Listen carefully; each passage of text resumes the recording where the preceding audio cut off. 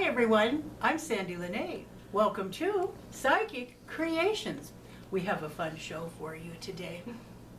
Psychic Creations has filmed several programs that are history related, such as Inside the Nevada Historical Society in Reno, and an interview with Nevada historian Arlene LaFerry, and at historic locations such as the St. Charles Hotel in Carson City and the Dake House in Genoa. Now, our guest speaker today happens to be from Genoa, and she happens to be one of Psychic Creations' very first guest speakers. We invited her back today to speak about her awesome and exciting multi-talents and her businesses, which include Western History Alive. Please welcome once again, Kim Coppell-Harris. Thank you for having me back again. This is like old home week, huh? It is. But thank you for having me back. This is always fun to be part of Psychic Creations. It is. And it's always an honor to be interviewing you because you are so interesting. Oh, yeah. Or crazy. Well, that too, why not? We have to be, what we do. All right. Well, let's see. If you don't mind, if we get up close and personal with our viewers today, I'd like to ask you some questions about you before we really get into the thick of Western History Alive. Sure, shoot. All right. All right. Now, can you tell our viewers if you're a native of Nevada? No, actually I'm not. I've only been here about 5 years. Mm-hmm. I came here kicking and screaming, actually. I was born in California and raised at Donner Lake, and I spent some time as a young adult in the San Francisco Bay Area, but I worked my way back up to the mountains because I'm a mountain girl and I miss the mountains, so I moved back up to the California side of Lake Tahoe, Mm-hmm. at the South Shore. Mm-hmm. And then about 5 years ago, we ended up moving down to Carson Valley, and the only place that I would agree to live was in Genoa because they had trees. Well, good point. And that was my concept of Carson Valley, but I have to say that I think I told you a while back, I was only there a few months before I ate my words, because I started to appreciate the valley and not only the Sierras from this side of Carson, from the Carson Valley side of the Sierras, but also being able to look across the spans of the valley and the pine nuts and become more acquainted with Nevada and learn to love sagebrush. Oh, yeah, that does take a required skill, doesn't it? So yes, I'm not a native of Nevada, but actually I feel closer to Nevada than I ever did to California, except for when, growing up at the Donner area. So, well, how nice. So and I've always been made to feel very welcome here, so at least up Great. until this interview. Oh. So people know the truth.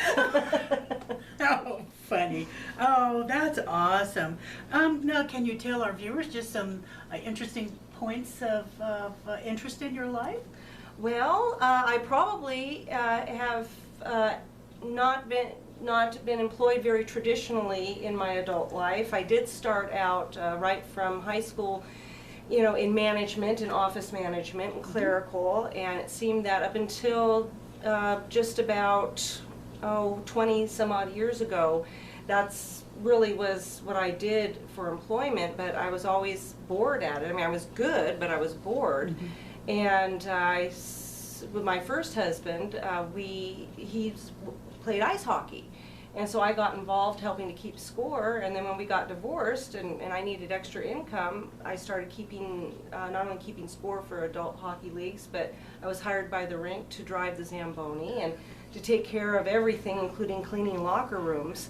But the reason I was hired to drive the Zamboni is they had like 15, 20 young men who wanted to, but the rink manager knew that they wouldn't do anything else except drive the Zamboni. They wouldn't clean up and stuff. So I had to be taught, and he knew I was afraid to drive it, so he figured it was a safe bet. So from there on out, I've been a Zamboni driver, and I still work clerical as a main job, but I played ice hockey, not professionally, but I played ice hockey for 15 years, mostly with the men because they didn't have a women's league. And so I've done a lot of fun things like that. Moving up to Lake Tahoe, I still worked in the clerical business, but I got to play ice hockey. But I finally got to the point where, you know, at being middle-aged, saying I just am not happy doing what I'm doing. And it was when I moved to Nevada that I had to reinvent myself, thanks to help of some of my friends. Oh, really?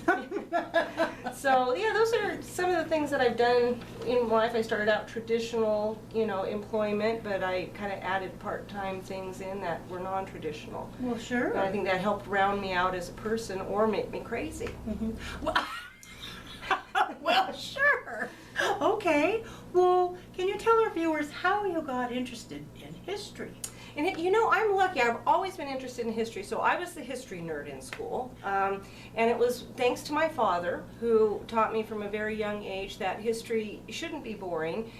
History is cyclical, and you can learn from history. You know, you can either keep repeating the same mistakes, you know, looking back over the centuries and you know, thousands of years, or you can learn and change things, and you will also know that things will continue to come around. But my main interest in history was, you know, probably Western history, more with the Pony Express. I wasn't really interested in, you know, world history or anything like Right, that, sure.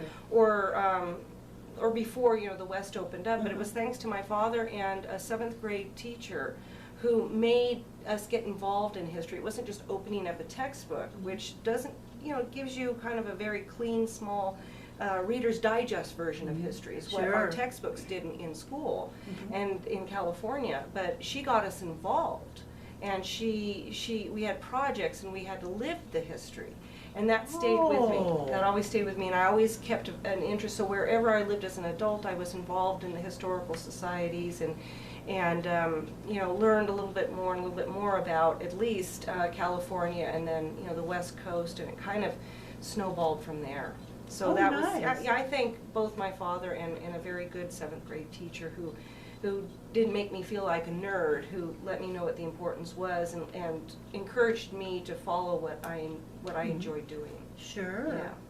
And you have been administrators or docents at the historical societies? Yes, I have. Yeah, I've been very fortunate to not only be, you know, a volunteer and a docent. That's kind of how I got started. But when time came that they had board positions that were open, that I had the skill to serve, I very happily served on the board. So I would have more involvement and a better understanding of the organizations that I work for.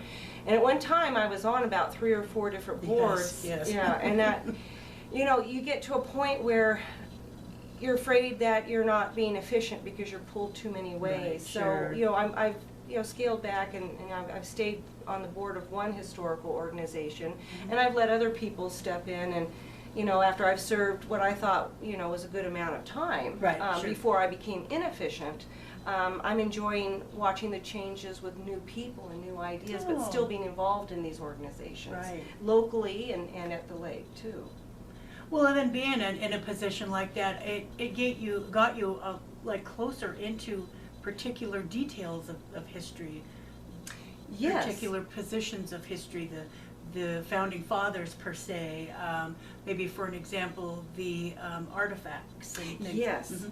Yeah, and that was what I, you know, really enjoyed, and being at least part of the board when decisions had to be made. I found out how things came to us, the process, the value of what we had, the history of what we had. And prior to that, just, you know, being a volunteer, I would stay within my area of interest and perhaps not, you know, kind of be oblivious to how other things happen. So I think it was, you know, as long as I was helpful, it was good for me to step into those roles for a while, so that I would be a better, well-rounded person when I do my history research and present the history for my business, and understand how I can work with these organizations as well, and have them work with me. So they, you know me, I believe that there's, you know, reason for everything, and I think that was the timing and the reason. Was to, you know, be that involved with those organizations, and when I was too. Well, sure. And then in regards, like you say, it helped your business. Can you tell our viewers just what Western History Alive is? Oh, I'd be happy to. That's my Okay. primary business right now, my primary focus. And Western History Alive came about when I started portraying certain historic characters. It actually started with the Pony Express. And I saw a need to kind of organize it. And a long-term goal was to, organize it to where I could bring other people in and help connect them with venues where we could present history in an entertaining way. Sure. I know I love books. I love to read books.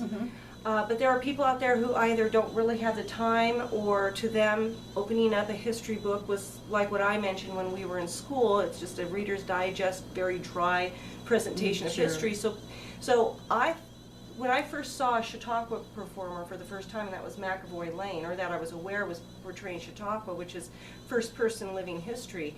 McAvoy Lane, as probably many of you know, portrays Mark Twain in our area, and he's fantastic. And I love to tell this story if we have time. Sure. Probably lightning will strike me, but I just didn't get Mark Twain and his humor. I didn't get it. I could open up several books and I just didn't get it. I saw him at a dinner do 15 minutes, and I'm talking about McAvoy Lane, and all of a sudden the light bulb went on. I understood Mark Twain's humor. I just needed to see it. Sure. And so I thought, if that it's like that for me, and I already love history, what about people who would be more interested in history if they felt they met the person in real life? And so, Good point. I did not know McAvoy Lane in person. I only saw him as Mark Twain, so I believed he was Mark Twain. Sure, yeah. Even suspended disbelief, even though I know he was, Mark Twain Sure. died many years ago.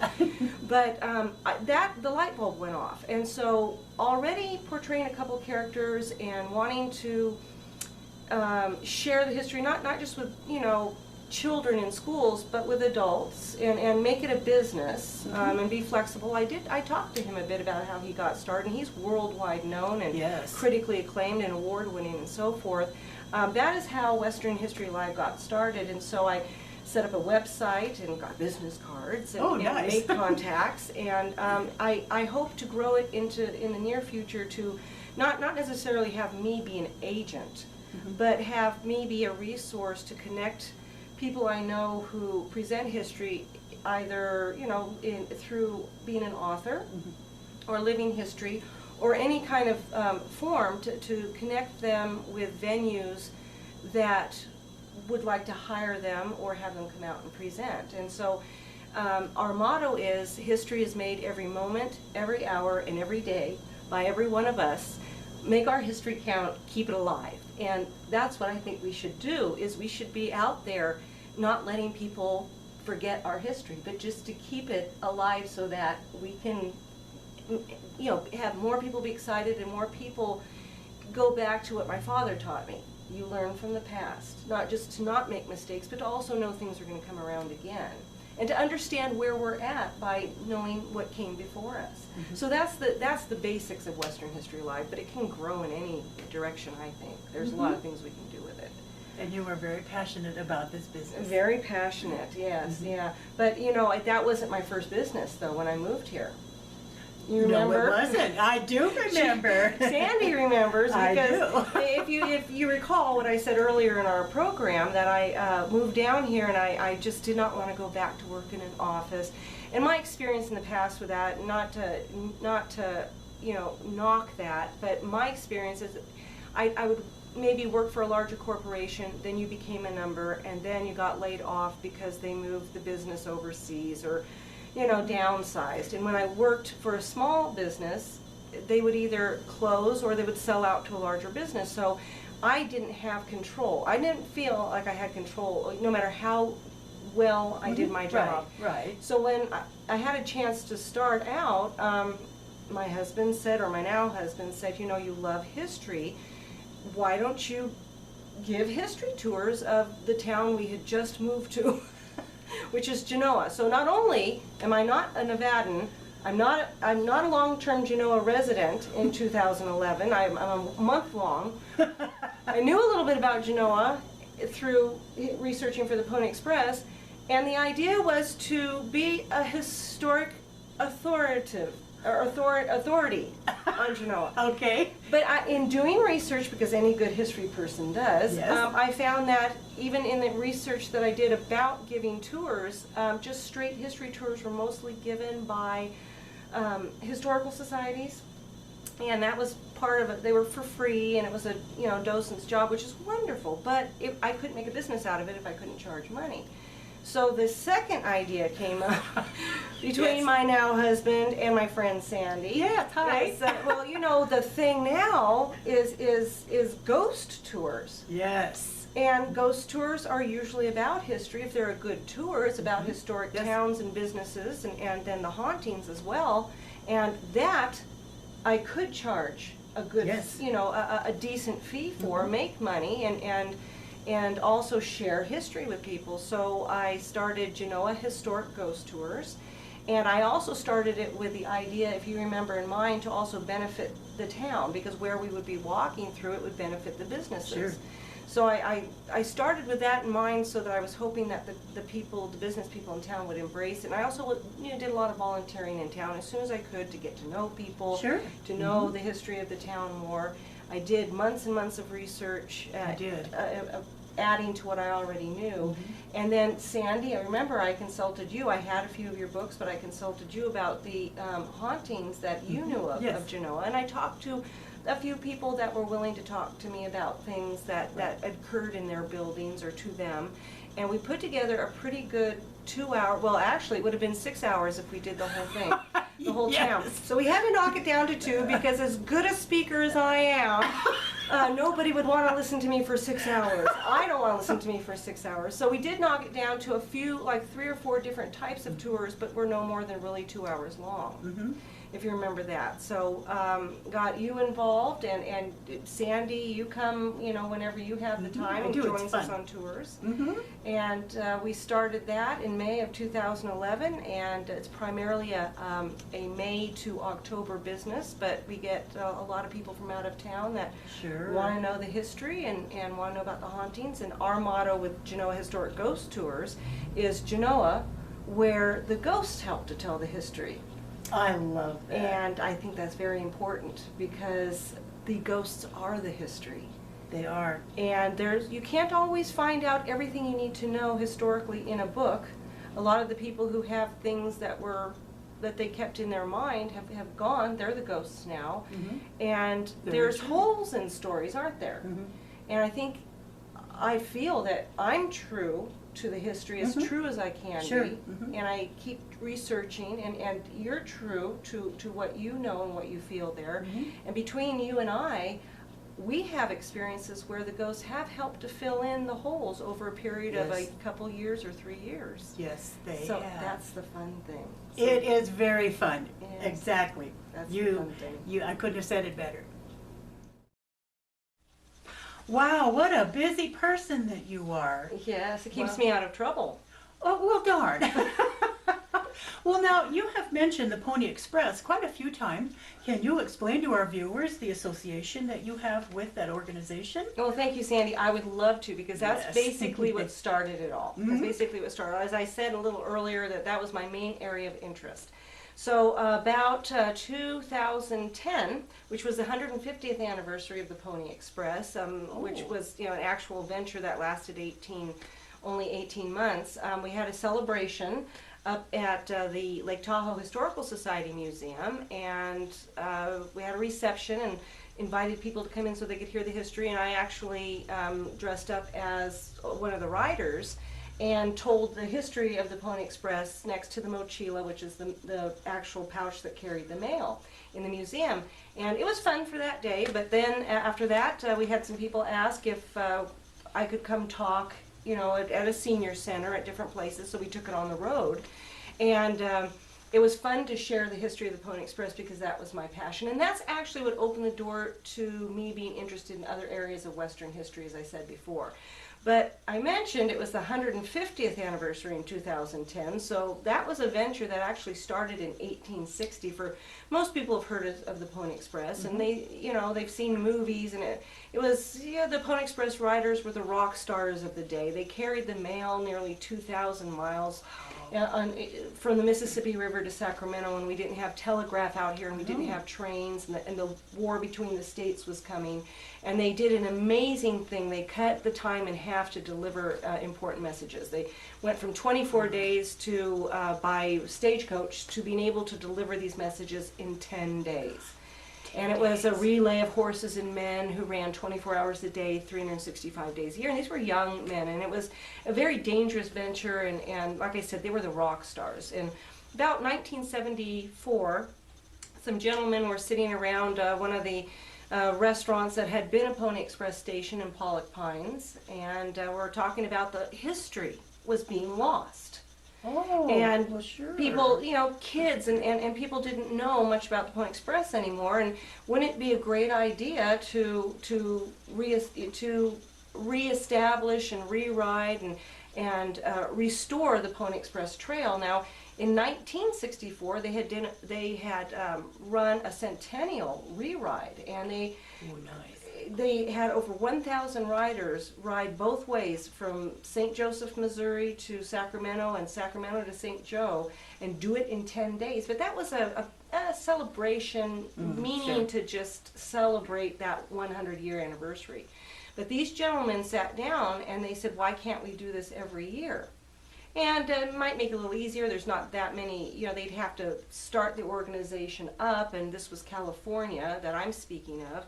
And they wanted to start it up in each of the 8 states that the Pony Express ran through, so it would take a while. So their idea was just to maybe run one way each year, maybe start in Sacramento and go to St. Joe in 74, and then in 75 they'd start in St. Joe and go back. Yeah. And do it in June, because actually no other significance except that going through mountain passes like in Colorado and Wyoming and California, the snow would be melted. Right. So since about 1974, every year the Pony Express re-ride has taken place. How fun. And interestingly enough, probably a lot of you know that most horse owners nowadays are women. And it was that way in the 70s and 80s too, a lot of women horse owners. But women weren't allowed to ride in the re-ride until 1990.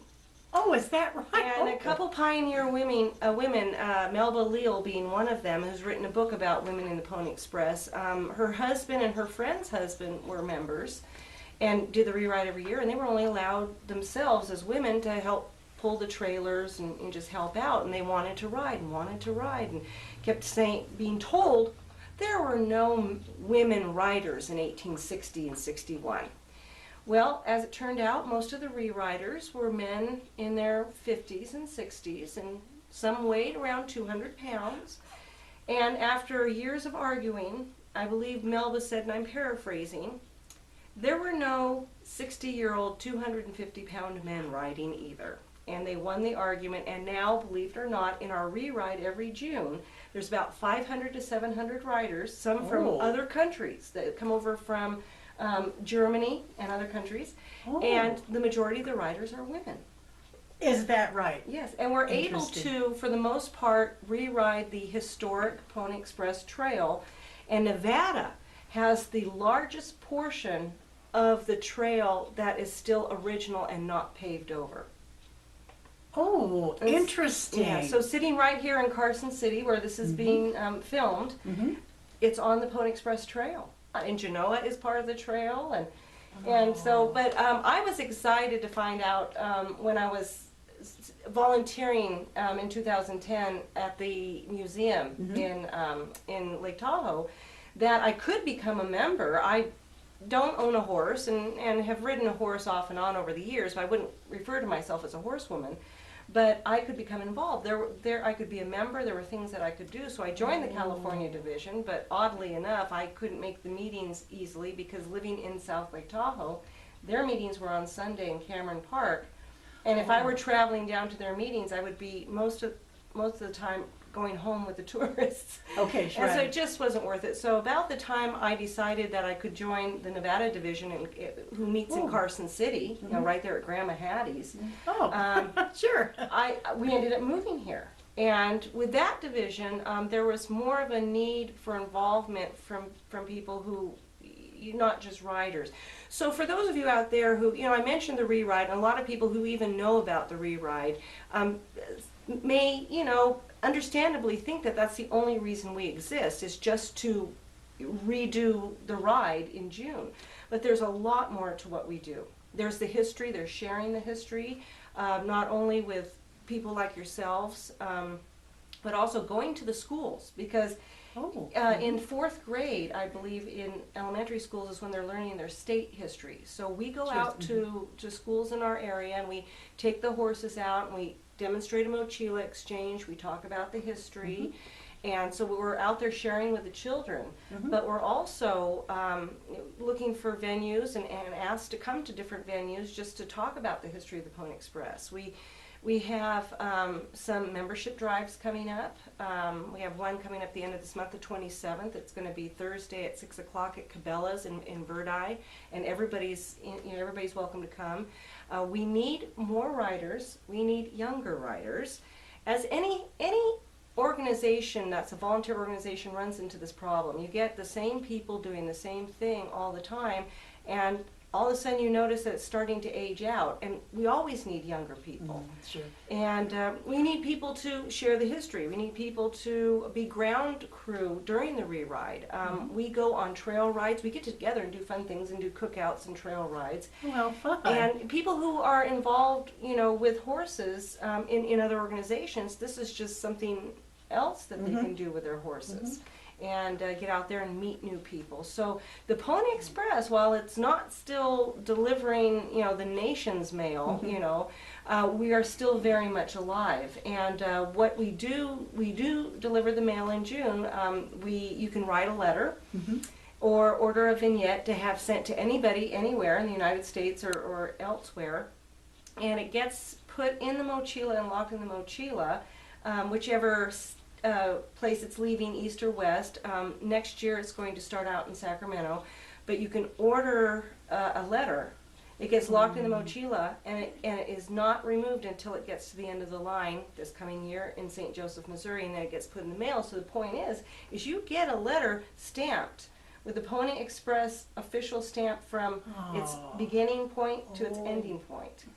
And so the mail can still go by horse, so it's gone completely across the western United States by horse. So that's something that everyday person can do. You don't have to be a member. Oh, how fun would that be? So it's a fun part of history, and you know, I mentioned earlier it only lasted for 18 months, but everybody knows about it. And the funny thing is people think it lasted that much longer, years, because it was very important, and like I said, the young men were rock stars, really. You know, to everybody. So that sparked my interest, and I think from the era of the Pony Express, I saw everything else that it touched in our western United States and how much it contributed, and from there, that's when my interest in history grew. But I did start out being a Pony Express rider, doing living history, and so that couldn't be further from the truth, being that I'm not a young 20-year-old male who rides horses every day. Well, haven't you been in the re-ride? I have. I've been in the re-ride, yes. 2 years, last year and the year before, and I had the year before I had the honor of riding into Genoa, where I live, and into Mormon Station State Park, and that was really a thrill for me, and riding with my friend Ernie Bugg, who as I said, I don't own a horse. I borrow his horse. And I also rode out in the area where Fort Churchill is. And so I got to ride into a modern town that at one time was a Pony Express station, but now we have modern buildings and cars, pavement. And then the second part of that day, and last year I rode in the same area, out beyond Fort Churchill, where there's no cars, except Whoa. the support group that's following right, us sure. for safety. Sure. But you could actually ride and look around and see no sign of human life or anything modern, and then you knew that that is what the rider who rode that area, that's exactly what he saw 150 years ago. Oh, good point. Yeah, so that was the thrill to me, is being able to ride into Genoa, but also to ride in an area where I could imagine what it was like, because the landscape hadn't changed in 150 years. Sure. Yeah. Oh, what a good point that is. Oh, I like that. Yeah, so now I've done just a little bit of everything in the Pony Express, but that is my first love, and I'm very passionate about it. But it was during a very exciting time in our lives, Mhm. you know, in our Yes, Western it was. history. It was. Yeah. Now, with Chautauqua, perhaps you can explain to our viewers what Chautauqua is, but you mentioned that you portrayed a Pony Express rider in the Chautauqua? Yes, yeah, and that's how I got started, is just trying to share the history in a little bit more exciting way. And for those of you who don't know what Chautauqua is, it's named after an area in New York. And there was a movement, you know, a few hundred years ago to present history in first person. Now, a true Chautauquan, you know, dyed in the wool, would say, let's use an example of portraying President Lincoln. Okay. He will get up and he will give his presentation in front of a group of people, modern day people, and he will allow questions at the end of his presentation. But he is President Lincoln. So if somebody in the audience were to ask how he got started portraying President Lincoln, he couldn't answer that because he is President Lincoln. So the question should actually be addressed to him and about his times and how he made his decisions and what he did in his life.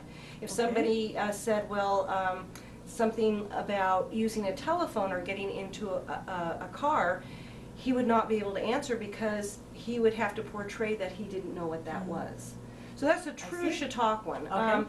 Now McAvoy Lane is a true Chautauquan, but out here in the West, we're a little bit more relaxed, and I follow his lead, and another wonderful Chautauquan, Diana Maria de Borges. She portrays Sarah Winnemucca, who is from this area. And what we all do is we do our Chautauqua in character and don't deviate until a certain point when we take questions. First, we'll take questions in character, so we want the audience to be asking us, you know, asking the character we're portraying. But then, I learned this from McAvoy. If you want people to be interested, take a moment to answer questions as the real person that you are, because most people out here, especially those who aren't familiar with Chautauqua and living history, want to know how you got started. I would hate to discourage somebody from doing what I'm doing because I won't answer that question. Oh, good point, sure. So we just kind of put it into, you know, what we do is we just divide it up and we just let the people know that afterwards you can ask Kim Coppell-Harris Sure. any question you want. How much research did it take?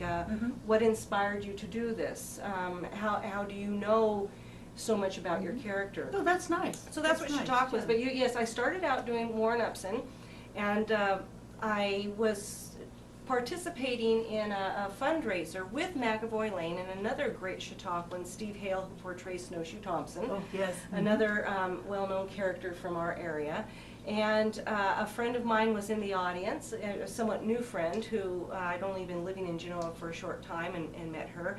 And she was an actress in local theater, grew up in local community theater, and she looked at me and said, we need to find a female character for her to portray. So she was writing a play, and she had portrayed Eiley Bowers in the past. Sure. And Eiley Bowers was the famous Washoe seeress, and at one time the most wealthiest woman, you know, in the United States. And she and her husband, you know, were wealthy by way of the Comstock, and had a mansion in Washoe Valley. But she had, Lisa Bomarito had this idea of how Eiley Bowers would react when she wanted everything to be society, would react to somebody like Julia Boulay, who was the most famous working girl in Virginia City. So she posed that idea to me, and I thought it was a very interesting idea. We developed a play around it, and how these two ladies despised each other. They thought they were so different, but through the play, Mm-hmm. it portrayed actually how parallel their lives were. But my parents were so proud that I was playing a prostitute. So Different from playing Yes. a Pony Express rider. yeah. But after that play ran for a couple years, then we went off in our own directions, and just to do Chautauqua. And so she does portray Eiley Bowers as Chautauqua, and I do a Chautauqua portrayal of Julia Boulay and her times, and so the interesting and the comedy of it, and the very sad part of it. And then also she was murdered, so I go into her death. And but again, another opportunity came up to portray another character, and I'd always been interested. My second love was the stagecoaches, and the era of the stagecoaches, and this came before the trains, and I love trains too. And I ran across an interesting story of a stagecoach driver that was almost as famous as Hank Monk and worked with Hank Monk, and that was Charlie Darky Parkhurst. Okay. Well, now, are you aware of Charlie's story?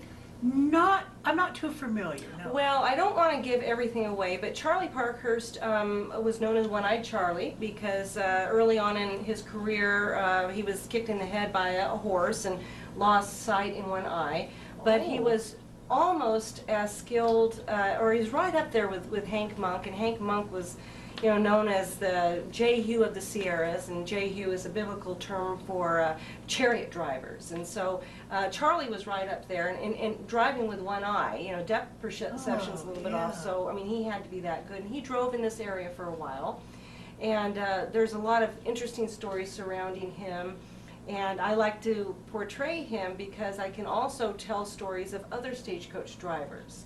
Oh, And yes. not only his stories, but the stories of other local stagecoach drivers. And there's stage robberies, and there's runaway stages, and there's stories of gold, and also stories of ghosts. So I have a lot of fun with Charlie. As a matter of fact, Charlie, I'm sorry the other characters, but Charlie's my favorite.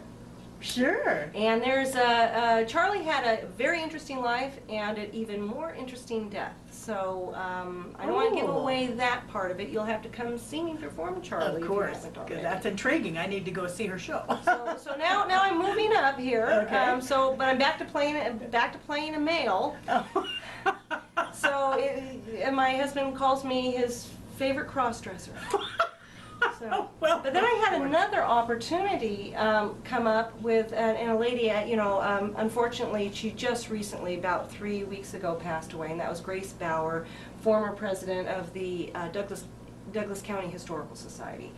But she's funny. She was abrupt, and she was direct and to the point, and you just had to kind of run with her. And I was on the board with her. I was her secretary when she was president, and a Women in History project that they do every year. They honor 4 women in history in Douglas County each year, and they were going to do something a little bit different 2 years ago because they were going to celebrate women's right to vote in Nevada. Okay. And she looked at me and said, for this, could you portray Lillian Virgin Finnegan? And for those of you who don't know, Lillian Virgin Finnegan is best known for, in 1919, coming up with the idea of the Genoa Candy Dance. And that was to raise money to buy street lights in 1919 in Genoa. They'd had electricity, but they wanted street lights. And it's a small little town, and even today, if we want anything, we have to have a fundraiser.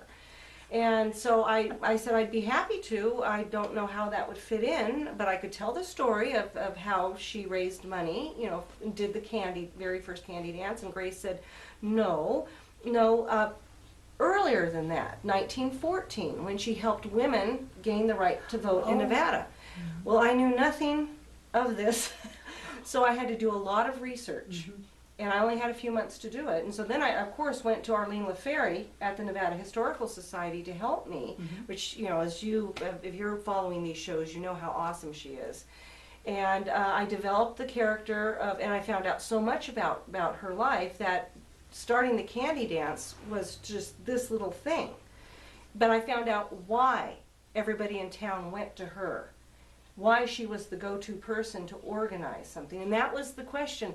when I put together a character and do my research, I want to find out the why. Good point. Why does this person do this? Why does this person, live like this or act like this? And so I learned an awful lot about Lillian Virgin. And I think it's kind of sad in history. And let's go back to why I do what I do. Sure. Because sometimes when things are written in books, not sometimes, quite often, when things are just written down in books and those stories get, passed down and passed down, what is Lillian Virgin Finnegan is probably the best example of what has happened. Is her life was much bigger than being the woman who started the candy dance in Genoa, Candy Dance Festival. But that's all that's remembered of her now. But her life was much more exciting. There was much more influence that she had. Right. Charlie Parkhurst, same thing. People remember this story or that story about him. But his life was much bigger than that. Julia Boulay, another excellent example. Right. They remember her as being an honorary member of the fire department up there, of the right. Engine Company #1, and her brutal murder. But there was much more than that. So right now, and 4 characters is enough. I portray those 4 characters, Wow. and I just pray that I don't get Julia mixed up with Lillian Virgin in one performance, because those women are really far apart. Lillian's probably the most respectable person I portray. So my fear is getting the 2 of them mixed up at some point. But these four personalities are why I do what I do. Oh my goodness sakes, Kim, you are, wow, busy. Busy, yes, Busy. very busy, yes. But just sitting here, it's interesting, just sitting here watching her speak, the passion, the love that she has for your businesses. No, I don't mean to talk about you like in a third person, but I'll talk to you here. Your passion and your love for your characters, the respect for the history. Well, I just want people to be as excited as I am about whatever part of history speaks to them. Well, I think you do a darn good job of Well, it. thank Don't you agree, viewers? You Well, bet. thank you. Sandie, I was thinking though that I may kind of joke a little bit about portraying a man and portraying a prostitute, but there's something that I feel that's very interesting to me when I do portray these characters, and I hope it's because of my dedication to research and because my dedication to really wanting to understand these people Sure. that I've chosen to portray. Is I'm a paranormal investigator, Sure. with psychic creations. No, with Thin Veil Investigators. Right. And my beliefs. Again, the ghosts help to tell the history, which historic ghost tours. I believe because I want to share the not characters. They were people. They were live people, and I want to share their story as accurately as I can. There are times when I feel that they have been there helping me. Because I will look back, especially probably Julia Boulay's monologue and putting together the play, aside from Lisa's help and wisdom and experience and my writing and my research, I will look back and I will wonder how on earth did I ever put the things together the way that I did. Because before each performance, I'll take time to go over the monologue and rehearse it just to make sure I'm doing the best job that I can. But with Lillian Virgin Finnegan, I'm sure she was right there helping Arlene find the little articles that helped put the pieces together. I think she's there in Genoa with me, and I think she's right there making sure that right. I'm not making anything up, or that I'm doing the best I can to at least show what her life was like. So without sounding too out there, I believe that any good Chautauquan, and I believe Diana would say something similar, and probably McAvoy Lane. McAvoy Lane's his website is The Ghost of Twain. Oh, So is it? It is. Interesting. I think I had that right. So I think it's important. I just wanted to convey to the audience that I'm not just reading something and then making it up and just doing this for stage purposes. I really want the story to be told the best way that I can, because I'm sharing history. And I would like to believe, and I feel that they're there with me, pointing me in the right direction, or maybe over my shoulder saying, no, no, that isn't how I would have said that. So I Well, think the ghosts are helping to tell the yes. history there too. I think that's a very good, interesting point that you brought up, because working with different actors and actresses, well, throughout my life, giving them intuitive readings, they too have told me that they feel that they're channeling that particular character. And I think we all have to agree with that, because like with you, I've seen many of Kim's portrayals, her character portrayals, the passion that comes through, the respect, the just you portraying that character. It's just amazing how you transform into that character. So, I think it's not that they, it's not that those people, love me and they think I'm their new little buddy. I think they just want to make sure I don't mess up and tell the story wrong. So they're coaching me there, But Right. I Sure. feel very, very strongly that is what happens. So that's why I choose my characters very carefully. Sure. Well, you and many other actors and actresses, I've heard that same story before, so I think there's something to that. Well, good. Yeah. Then we're on the right track. That's right. All right. Well, let's see here. I think it's time for you to start handing out lots of contact information, if you could. First, how do people contact you for your Western History Alive? If someone is interested in for an event or for a school, for me to come out, I can do that too. Probably not Julia Boulay. But for Western History Live, you can get a hold of me. Probably one of the easiest ways is my phone number, which is 775-220-0605. But if you're shy and don't want to talk to me on the phone, you can email me at kim@westernhistoryalive.com. You can check out my website at westernhistoryalive.com. So that's the best way to find out what I do, a little bit more about the characters, if there's something I can do to fit in to an event that you have coming Sure. up. I'm open to anything. I also list my fees, but sometimes depending upon the situation or the organization, fees are negotiable. So don't let that scare you off if you look at my website. Always talk to me, because we can always talk about anything. It's more important to share the history, but yes, this is my business. Sure. Well, of course it is. Sure, you bet. And how can people get a hold of you to go on one of your Genoa Historic Ghost Tours? Oh, that's easy to do too. And I want to say that generally we do the tours between May and October, but because I am busy and I also will be working again part-time as the events coordinator at Dangberg Home Ranch Historic Park in Minden.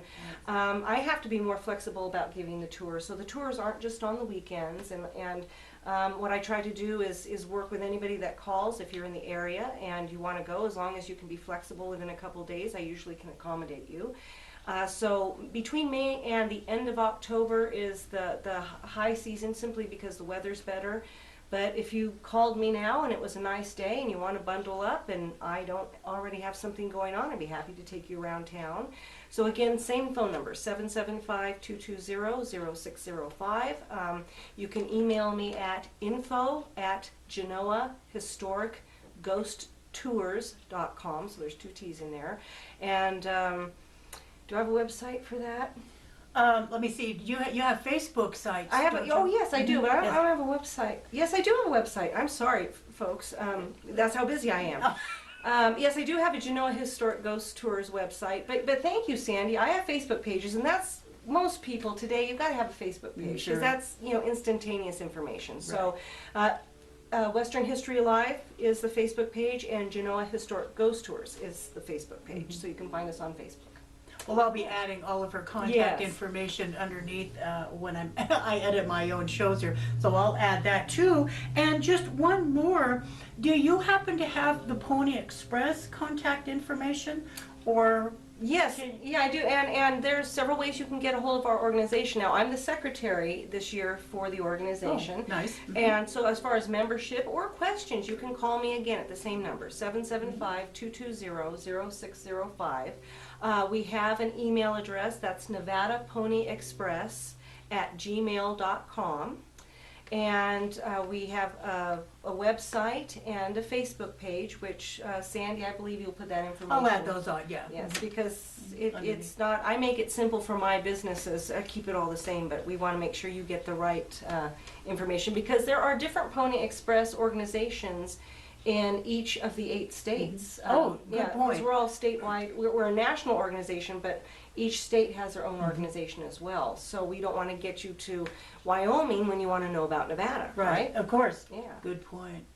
Well, Kim, I don't know what to say. Wow, you are busy. Well, thank you for having me on. And, you know, quite seriously, I seem busy, but it's all things that I'm passionate about. Yes, you are. And if you're busy, you generally can stay out of trouble or make a heck of a lot of trouble yourself by being busy. So probably the next busiest person I know is Sandie La Nae. Oh. So we're looking forward to your next book coming out, too. Oh, well, thank you. Yes, it's fun to write. If I can boast that, it's Weird Carson City. So it's going to be a nice volume to our trilogy. Yes, well, hopefully there's a weird ghost story in there or a weird Pony Express story in there. We'll have to make sure We'll that have to there find is. out. That's right. Okay. Thank you so much for being Thank on you, Psychic Sandy. Creations. It's always an honor. Well, And it's she's fun. a good friend, too. So. Yeah, and it's always fun. It's always fun. Sure. All right. Well, let's see. I hope that you enjoyed today's show with Kim Coppell-Harris. And if you would like to be a guest speaker on my show, Psychic Creations, please know that the content is of the metaphysical, spiritual, paranormal, and, of course, history. You can get a hold of me at my website, which is www.sandypsychicstones.com. Or you can get a hold of me at my email address, which is admin@sandypsychicstones.com. Again, thank you so much for watching Psychic Creations, and we'll see you next show.